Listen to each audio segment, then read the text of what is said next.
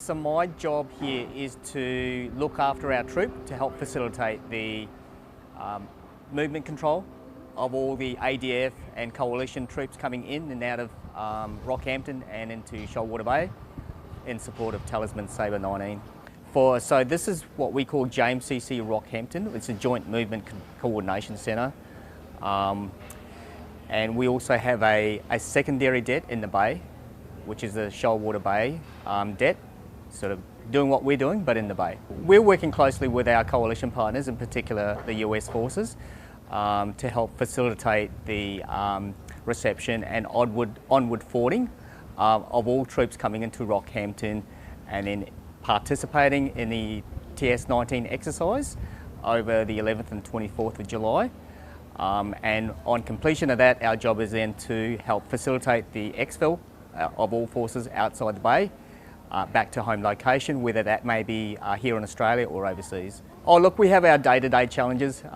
As you know, logistics is it's a very, very busy environment with a lot of moving parts. So we try and mitigate that by working closely with all our coalition partners and also all our external agencies, airport staff and ground handling staff to try and, just find a way to try and mitigate and any issues that we might have, and just make sure that we're executing what we're directed to do in a timely manner.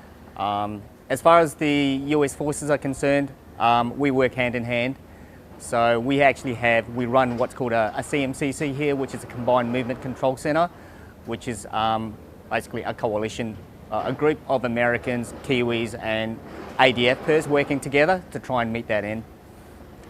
So typically on a normal day, we would go out and help facilitate, for example, at the moment, clearance of a US aircraft at Rockhampton Airport. So we have troops on the ground there just to provide movement control and help facilitate clearance through quarantine, customs and biosecurity. And then from there, we bring them from the airport here to NIG and organise accommodation and rationing before they step off and do their activities. Yeah, obviously it goes without saying that we have to work closely with our allies because that's what we do on operational environment. From day to day, we have daily meetings to try and coordinate what's happening over the next 24, 48, 76 hours, etc.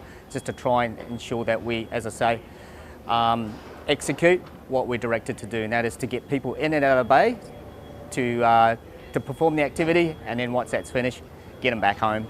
Oh look, I always enjoy meeting new people. To me, that's one of the great benefits about being in the military, is that you get to meet these, not only meet but also learn from our coalition partners, and hopefully develop some friendships there along the way. Yeah, it's great.